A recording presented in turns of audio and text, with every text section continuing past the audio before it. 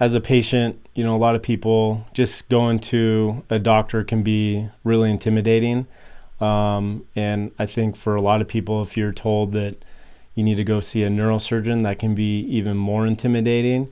How do you make patients feel at ease when they come and see you? Yeah, I think that's a very true point, and I think that's where a lot of physicians maybe have trouble. But I think you just have to kind of look at patients as a person, or as your friend, or as your parent, or as your brother, and like they don't understand words that you're trying to explain to them, and really just I kind of try to get. I think some of my experiences has helped me do that, but really trying to, all they want to know for the most part is what's wrong with their back. Why does my back hurt? Why does my neck hurt?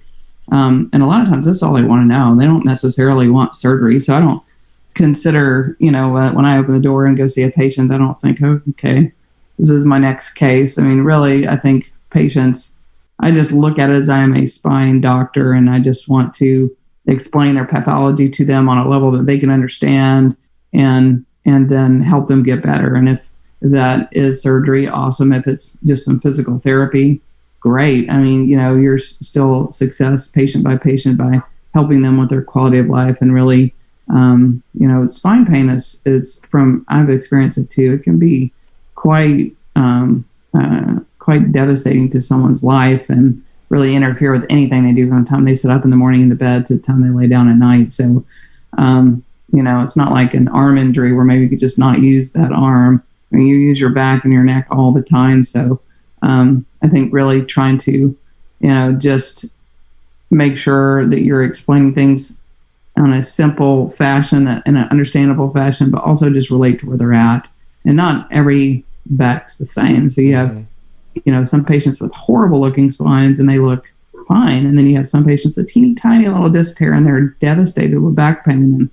And patients' perception of pain can be so vast across the board that I try not to judge as to like, oh, well, this person shouldn't be hurting that bad. And if you treat someone like that, you're going to lose them as a patient, because you have to really understand and relate as to why they're experiencing the pain. And I think that's where a lot of people can be successful. So,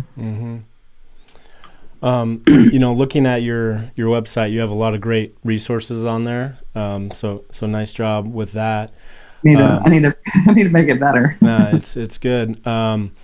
Is there anything patients can do maybe prior to seeing you that would help them prepare for their visit with you?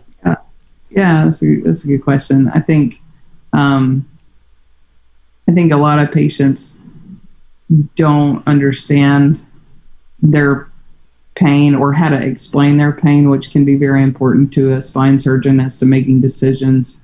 Because the spine is complex, and there's so many portions of the back that can be pain generators. And I think patients are just like, oh, my back hurts. Well, okay, well, where, how, when, what makes it better, what makes it worse?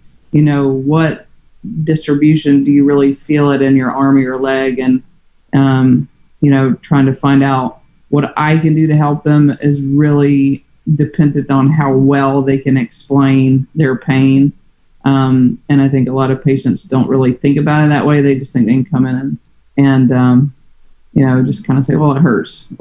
So I try to encourage patients to really, have a whole questionnaire that I have them fill out, and some people do a great job at it, and that's helpful for us. So I think that, and obviously, bringing everything to their